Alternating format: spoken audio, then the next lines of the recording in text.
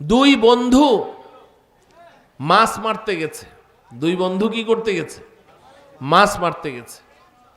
এখন মাছ মেরে যেই পাত্রের মধ্যে মাছ রাখে ওটাকে কি বলে? পাতিল। পাতিল তো সবাই কয়, আপনাদের আঞ্চলিক কোনো ভাষা নাই? ডুলা, খালই, খোলই। আচ্ছা, খোলই। খোলই বুঝেন সবাই? আচ্ছা, আমাদের কুমিল্লার ভাষায় বলে ডুলা। আচ্ছা, খালই, আপনারটাই কই, খালই। এখন দুই বন্ধু মাছ মারতে গেছে। দুইজনের কাছে দুইটা জাল আছে, আবার খালই আছে। এখন এক বন্ধু ও যেই জায়গায় মাছ মারছে, ও খালি জাল ফিকলে জাল ভরে ভরে মাছ উঠে, জাল ভরে ভরে মাছ উঠে। আর আরেক বন্ধু আছে, ও জাল ফিকে দুইবার তিনবার জাল ফিকলে একটা দুইটা মাছ পায়, বেশি মাছ পায় না। ভালো করে খেয়াল করেন। তো এখন যেই বন্ধু জাল ফিকলেই খালি জাল ভরে মাছ ওঠে, জাল ফিকলে জাল ভরে মাছ ওঠে, এই বন্ধু জালের মাছগুলো যেই খালের মধ্যে রাখে না, খালের তলার মধ্যে এত বড় একটা ছিদ্রি। আর যেই বন্ধু দুইবার তিনবার জাল ফিকলে দুই একটা মাছ পায়, ওর খালইটা ভালো, কোনো ছিদ্রি টিদ্রি নাই। এবার আপনারা বলেন, সন্ধ্যাবেলা এই দুই বন্ধুতে মাছ মারা শেষ করে খালই নিয়ে বাড়িতে গেল। যেই বন্ধুর জাল ভরে ভরে মাছ উঠলো, ওর খালের মধ্যে মাছ আছে কয়টা? একটাও নাই। আর যেই বন্ধু ওই দুইবার তিনবার ফিকলে দুই একটা করে মাছ পেয়েছে, তার খালের মধ্যে যেই কয়টা মাছ পেয়েছে সব ঠিকঠাক আছে না নাই? এই দৃষ্টান্তটা যদি আপনার আকলে ঢুকে, তাহলে আমি আপনাদেরকে একটা হাদিস বলি। নবীজি সাল্লাল্লাহু আলাইহি সাল্লাম একটা ভয়ঙ্কর হাদিস বলেছেন, ভয়ঙ্কর কথা। ছোট্ট একটা হাদিস, তবে বড় ভয়ঙ্কর। নবীজি বলেন, রুব্বা কাসিয়াতিন ফিদ দুনিয়া আরিয়াতুন ফিল আখিরা। এই হাদিসের মুহাদ্দিসিনে কেরাম তিনটা ব্যাখ্যা করেছেন, আমি একটা ব্যাখ্যা আপনাদেরকে বলি। নবীজি বলেন, রুব্বা কাসিয়াতিন ফিদ দুনিয়া আই আমিলাতিন ফিদ দুনিয়া আরিয়াতুন ফিল আখিরা আই খালিয়াতুন আনিস সাওয়াবি ফিল আখিরা। নবীজি বলেন, এই দুনিয়াতে অনেক পুরুষ, অনেক মহিলা প্রচুর আমল করে, প্রচুর আমল করে। ফরজ ওয়াজিব সুন্নত এটা তো আছেই, নফল ইবাদত প্রচুর করে, প্রচুর নফল নামাজ পড়ে, প্রচুর নফল রোজা রাখে, দান খয়রাত করে, কোরআন তেলাওয়াত করে, জিকির আজকার করে, প্রচুর নফল আমল করে। কিন্তু আরিয়াতুন ফিল আখিরা, পরকালে গিয়ে দেখবে তার যে নেকির যে খালইটা আছে, এই নেকির খালইটা খালি, ভিতরে কোনো নেকি নাই। নাউজুবিল্লাহ বলেন। নবীজি বলেছেন বন্ধু, এই কথাটা নবীজি বলেছেন। পরকালে গিয়ে দেখবে নেকি নাই। জিজ্ঞাসা করবে, রব্বুল আলামিন, আমি এত নামাজ পড়লাম, এত রোজা রাখলাম, এত আমি যাকাত দিলাম, হজ করলাম, এত দান খয়রাত করলাম, এত জিকির আজকার করলাম, আমার নেকি কই? খালইটা খালি কেন? নেকি কই? আল্লাহ পাক জবাব দিবেন। যুবকরা শুনো, আমার বোনেরা শুনো, আল্লাহ জবাব দিবেন, রে হতভাগা, রে হতভাগিনী, তুই যে নেক আমল করেছিস, আমি আল্লাহ অন্ধ নই, আমি সব দেখেছি। তোর সব নেক আমল, আমি করার কাজগুলো দেখেছি। তুই নফল নামাজ পড়েছিস, নফল রোজা রেখেছিস, দান খয়রাত করেছিস, আমি তো সব দেখেছি। কিন্তু তোর কতগুলো বদ অভ্যাস ছিল, কতগুলো গুনাহের সাথে তুই জড়িত ছিলি, কতগুলো পাপের সাথে তুই জড়িত ছিলি। তুই যেই গতিতে নেক আমল করেছিস, ওই গতিতে ওই পাপগুলোও তুই করে গেছিস। তোকে যতই বুঝানো হয়েছে, তুই কিন্তু ওই পাপগুলো ছাড়িসনি। তোর ওই সমস্ত পাপগুলো, গুনাহগুলো তোর নেকির খালইটা, এই খালইর তলাটা ছিদ্রি করে ফেলেছে, সব নেকি পড়ে গেছে। নাউজুবিল্লাহ পড়েন। এই জন্য একটু চিন্তা করেন আমার প্রিয় ভাই বোনেরা, একটু চিন্তা করেন।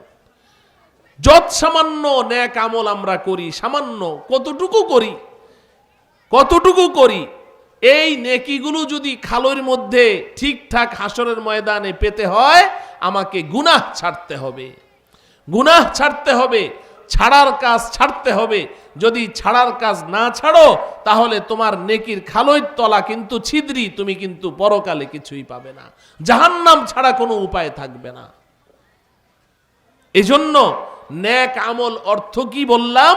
করার কাজ করতে হবে, ছাড়ার কাজ।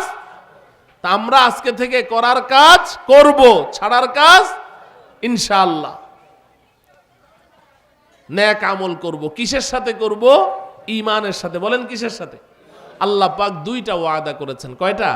এক নাম্বার, ফালানুহইয়ান্নাহু হায়াতান তাইয়্যিবা। এই আমার প্রিয় এলাকাবাসী শুনেন, আল্লাহ পাক বলছেন, ও আমার বান্দা, ও আমার বান্দি, যদি তুমি নেক আমল করো, ঈমানের সাথে করো, আমি আল্লাহ এক নাম্বার ওয়াদা করছি, তুমি তো নেক আমল করেছো, ঈমান এনেছো পরকালের জন্য, জান্নাত লাভের আশায়, জাহান্নাম থেকে বাঁচার আশায়। আমার এক নাম্বার ওয়াদা শোনো, আমি আল্লাহ ওয়াদা করছি তোমার এই দুনিয়ার জীবনটাকে আমি সুখ শান্তি আর ইজ্জত সম্মান দিয়ে ভরপুর করে দেব। দুনিয়াতে আমি আল্লাহ তোমাকে ঠকাবো না, তোমাকে সুখ শান্তি দিয়ে তোমার জীবনটা ভরপুর করে দেব। হে যুবক, করে দেখো। হ্যাঁ যুবতী বোন, করে দেখো, নেক আমল করো, ঈমানের সাথে করো, দেখবে সুখ আর সুখ, এত সুখ তুমি ঘর থেকে সুখ ফেলে বের করতে পারবে না। দুই নাম্বার ওয়াদা, ওয়ালানাজজিয়ান্নাহুম আজরাহুম বিআহসানি মা কানু ইয়ামালুন। দুই নাম্বার ওয়াদা হলো, ও বান্দা, ও বান্দি, তুমি নেক আমল করেছো, তুমি সময় মতো নামাজ পড়েছো, তুমি রমজানের রোজাগুলো ঠিকঠাক রেখেছো, তুমি যাকাত দিয়েছো, তোমার উপর হজ ফরজ হলে হজ করেছো, তুমি নফল আমল করেছো, কোরআন তেলাওয়াত করেছো, তুমি পর্দা পুশিদা মতো চলেছো, তুমি আমার বিধান মতো চলেছো, বিনিময়ে তো কিছু নেকির মালিক তুমি হয়েছো। আমি আল্লাহ ওয়াদা করছি এই নেকিগুলো আমি আল্লাহ বাড়াতে থাকবো, বাড়াতে থাকবো, বাড়াতে থাকবো, বাড়াতে বাড়াতে কোটি কোটি গুণ বৃদ্ধি করে আমি আল্লাহ তোমার হাতে তুলে দেব। তো আমি যে সারাটা দিন এই এই সকাল থেকে সন্ধ্যা পর্যন্ত কি করছি বলেন? সকাল থেকে সন্ধ্যা পর্যন্ত খাই, ঘুমাই, টয়লেটে যাই, পেশাব করি, ঘুরি ফিরি, এগুলো সব হায়ওয়ানের কাজ করছি। এগুলো তো হায়ওয়ানের কাজ। আর মানুষের কাজ কি? আমাদেরকে যে আল্লাহ ভিন্ন করে তৈরি করলেন সেটা কি? সেটাই হলো আল্লাহ প্রদত্ত হেদায়েত নামের ব্যবস্থাপত্র গ্রহণ করার জন্য। সুবহানাল্লাহ বলেন। আল্লাহ প্রদত্ত হেদায়েত নামের ব্যবস্থাপত্র গ্রহণ করার জন্যে আল্লাহ দুনিয়াতে আমাকে আপনাকে পাঠিয়েছেন।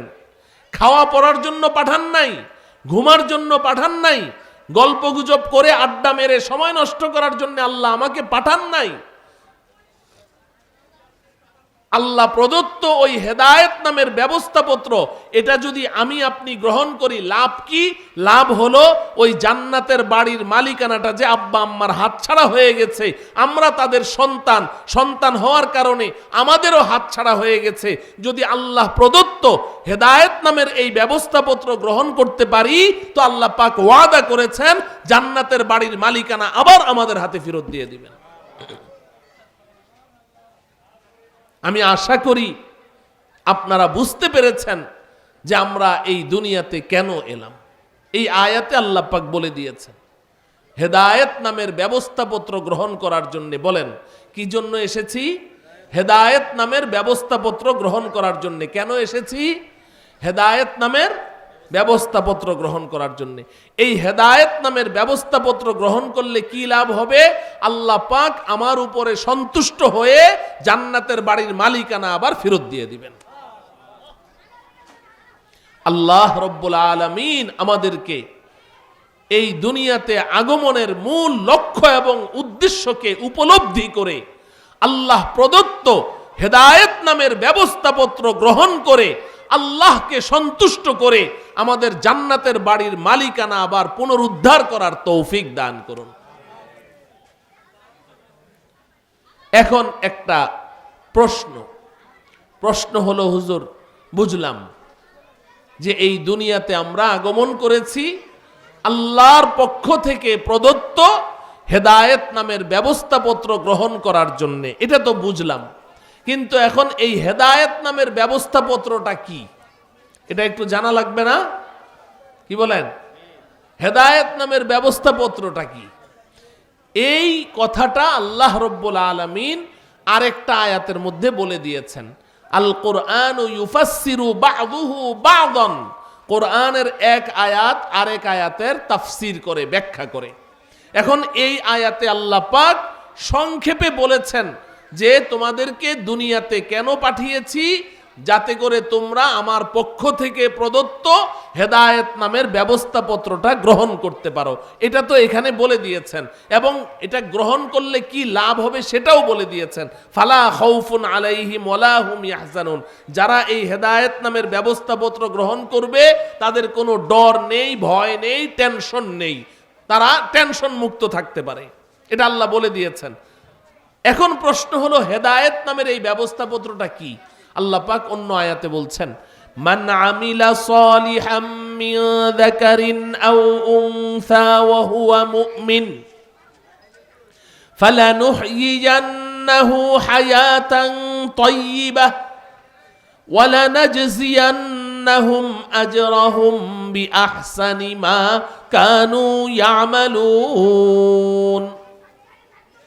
আল্লাহ রাব্বুল আলামিন বলেন, এই দুনিয়ার মানুষ, তুমি পুরুষ হও আর মহিলা হও, মিন জাকারিন আও উনসা, তুমি জাকার হও আর উনসা হও, পুরুষ হও আর মহিলা হও। ও আমার প্রিয় ভাইয়েরা, প্রিয় মায়েরা, বোনেরা, আল্লাহ পাক দেখেন আপনাকে যখন নামাজের কথা বলেছেন তখন কিন্তু নারী পুরুষ উভয়কে ডাক দেন নাই, শুধু পরিষ্কার এক কথাই বলে দিয়েছেন, তোমরা নামাজ পড়ো, আকিমুস সালাহ, তোমরা নামাজ পড়ো। এই তোমরার মধ্যে নারীও আছে, পুরুষও আছে, আলাদাভাবে বলেন নাই এই পুরুষেরা তোমরা নামাজ পড়ো, এই মহিলারা তোমরা নামাজ পড়ো, আলাদাভাবে বলেননি। যাকাতের কথা বলেছেন, আতুজ যাকা, তোমরা যাকাত দাও। রোজার কথা বলেছেন, কুতিবা আলাইকুমুস সিয়াম, তোমাদের উপরে রোজাকে ফরজ করে দেয়া হয়েছে। হজের কথা বলেছেন, ওয়ালিল্লাহি আলান নাসি হিজ্জুল বাইতি মান ইসতাতা ইলাইহি সাবিলা, মানুষের মধ্য থেকে যাদের সামর্থ্য আছে তারা যেন আমার ঘর বাইতুল্লাহকে জিয়ারত করে, হজ আদায় করে। কিন্তু নারী পুরুষকে আলাদাভাবে ডাক দেননি। কিন্তু এখানে আল্লাহ পাক যে কথাটা বলছেন, এই কথাটা বলার সময় বলছেন মিন যাকারিন আও উনসা, তুমি পুরুষ হও আর মহিলা হও। আমি আল্লাহ কি বলি শুনো, এই পুরুষরা তোমরাও শুনো, এই মহিলারা তোমরাও শুনো। আল্লাহ বলছেন, মান আমিলা সালিহা মিন যাকারিন আও উনসা ওয়া হুয়া মুমিন, এই আমার বান্দারা, এই আমার বান্দিরা, তোমাদের কাজ মাত্র দুইটি, তোমরা দুইটি কাজ করো, আমি আল্লাহ তোমাদের সাথে দুইটা ওয়াদা করলাম। সুবহানাল্লাহ বলো। আমাদের কাজ কয়টি? দুইটি। আল্লাহ পাকের ওয়াদা কয়টি? দুইটি। আমি আপনি যদি এই দুইটি কাজ করি তো হেদায়েত নামের ব্যবস্থাপত্র গ্রহণ করা হয়ে যাবে। সুবহানাল্লাহ বলো।